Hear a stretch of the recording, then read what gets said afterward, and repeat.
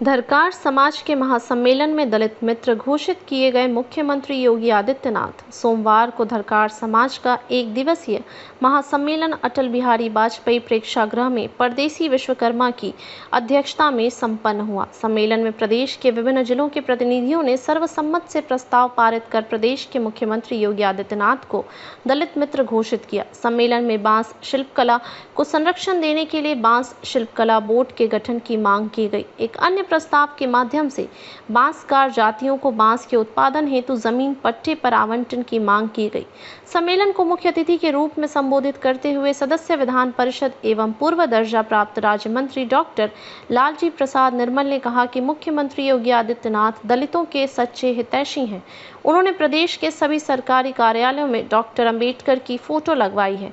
लखनऊ के ऐशबाग में डॉक्टर अंबेडकर स्मारक एवं सांस्कृतिक केंद्र का निर्माण करा रहे हैं, जिसमें 25 फुट ऊंची बाबा साहब डॉक्टर अंबेडकर की कांस्य प्रतिमा स्थापित की गई है। उक्त स्मारक में प्रेक्षागृह, अतिथि गृह, विपासना केंद्र, वृहद पुस्तकालय तथा शोध केंद्र की स्थापना की जा रही है। डॉक्टर निर्मल ने कहा कि धरकार, बंसोर, बांसफोड़, मुसहर, थारू एवं कोल आदि हाशिए की जातियों को मुख्यमंत्री आवास योजना के आवंटन में दलित जातियों को प्राथमिकता देकर मुख्यमंत्री ने दलितों का दिल जीत लिया है। सम्मेलन के संयोजक हनुमान धारिया ने आए हुए प्रतिनिधियों एवं अतिथियों का स्वागत कर उनका आभार व्यक्त किया और घोषित किया कि समस्त जनपदों में धरकार समाज का सम्मेलन आयोजित किया जाएगा। सम्मेलन में मुख्य रूप से परदेसी प्रसाद वर्मा, घनश्याम बेनकर, लालजी वर्मा, नारद प्रसाद वर्मा, घनश्याम धारिया, शंकर धारिया, ब्रह्मानंद धारिया, हीरामन धारिया, शंभू बेन वंशी, रविंद्र कुमार, निर्मल शंकर धारिया आदि ने हिस्सा लिया। इससे पूर्व सर्किट हाउस में पत्रकारों से बातचीत में डॉक्टर निर्मल ने कहा कि कांग्रेस और सपा पर जमकर निशाना साधा। डॉक्टर निर्मल ने समाजवादी पार्टी पर दलित विरोधी होने का आरोप लगाते हुए कहा कि समाजवादी पार्टी ने संसद में आरक्षण बिल फाड़ा और उत्तर प्रदेश में लगभग 1.5 लाख दलित कर्मियों को निचले पदों पर प्रत्यावर्तित कर दिया था। डॉक्टर निर्मल ने कहा कि इतना ही नहीं, वर्णन समाजवादी पार्टी ने 2012 में ठेकेदारी में दलितों का आरक्षण समाप्त कर दिया था। इसके अतिरिक्त ग्राम समाज की जमीनों के आवंटन में मिलने वाली प्राथमिकता समाप्त कर दी थी।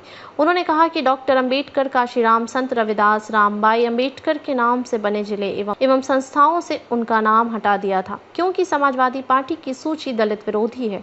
इसी प्रकार कांग्रेस ने अपने कार्यकाल में डॉक्टर अंबेडकर को भारत रत्न नहीं दिया। पंडित नेहरू 27 जून 1961 को मुख्यमंत्रियों को लिखे पत्र में कहा था कि किसी भी तरह का आरक्षण उन्हें पसंद नहीं है। आरक्षण में सरकारी कामकाज का स्तर गिरता है। डॉक्टर निर्मल ने कहा कि इस प्रकार का कालेकर आयोग तथा मंडलायोग की जो रिपोर्ट पिछड़े वर्गों आरक्षण के संबंध में थी, उसे भी कांग्रेस ने लागू करने से मना कर दिया था। अमेरिका दौरे पर राहुल गांधी ने आरक्षण समाप्त करने की बात कही थी। आइए देखते हैं रिपोर्ट। धन्यवाद। प्रतिक्रिया हुई और लोगों ने इसका विरोध किया, खासकर से दलित समाज के लोगों ने इसका पुरजोर विरोध किया। वास्तव में कांग्रेस और समाजवादी पार्टी दोनों का चरित्र ही आरक्षण विरोध कर रहा है शुरू से ही। अगर समाजवादी पार्टी की बात करें तो उन्होंने आरक्षण विरोध की सारी सीमाएं तोड़ दी और जो प्रमोशन में आरक्षण का बिल था उसको लोकसभा में फाड़ दिया था समाजवादी पार्टी के लोगों ने, जिसके कारण प्रोन्नत में आरक्षण जो मिल रहा था अनुसूचित जातियों को, वो बिल पास न होने के कारण समाप्त हो गया और अखिलेश यादव ने करीब 1.5 लाख दलित कर्मचारियों को रिवर्ट कर दिया था। इसके अतिरिक्त इतना ही नहीं, अखिलेश यादव जी अपने आप को संविधान और आरक्षण का बहुत बड़ा पुरोधा बताते हैं। उन्होंने ठेकेदारी में जो आरक्षण मिलता था अपने शासनकाल में आते ही उन्होंने इसको समाप्त कर दिया था।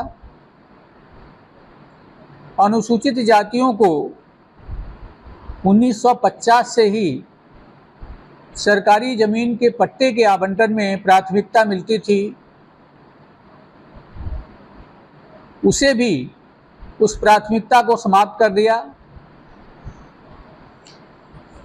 इसके अलावा जो भी दलित महापुरुष थे, बहुजन महापुरुष थे, बाबा साहब डॉक्टर अंबेडकर का उन्होंने विरोध किया।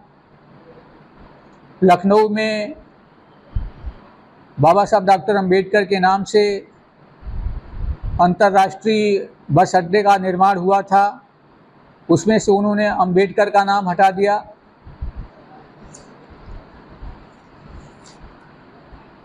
इसके अलावा कानपुर देहात डॉक्टर अंबेडकर की पत्नी रमाबाई अंबेडकर के नाम से बना था जिला, उसे भी समाप्त कर दिया।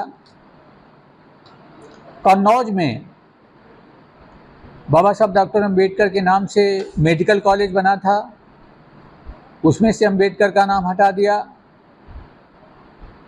उर्दू अरबी फारसी विश्वविद्यालय माननीय कांशीराम जी के नाम से बना था, उसको कांशीराम का नाम हटा दिया इन्होंने।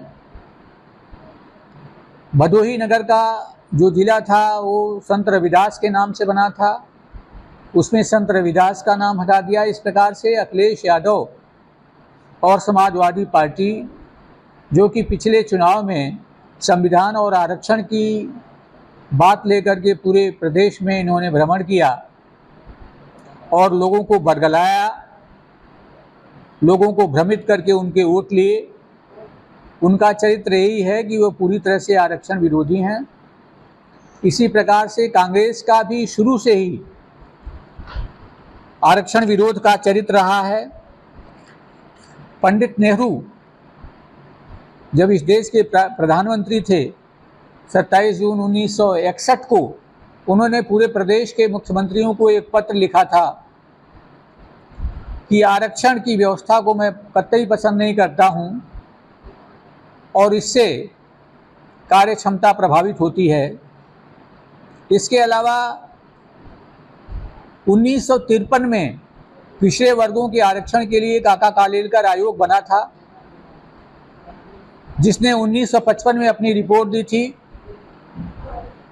काका कालेलकर आयोग की रिपोर्ट में पिछड़े वर्गों को आरक्षण दिए जाने की संस्तुति की गई थी, किंतु कांग्रेस ने यह कह करके कि इतनी बड़ी आबादी को हम आरक्षण की सुविधा नहीं दे पाएंगे, काका कालेलकर आयोग की रिपोर्ट को ठंडे बस्ते में डाल दिया। बेबाक खबरों के लिए हमारे YouTube चैनल को सब्सक्राइब करें। देश प्रदेश एवं स्थानीय खबरों के लिए हमारे वेबसाइट www.bntlive.com पर लॉगिन करें। साथ ही Facebook, Twitter, Telegram, Instagram, LinkedIn पर भी फॉलो कर सकते हैं। धन्यवाद।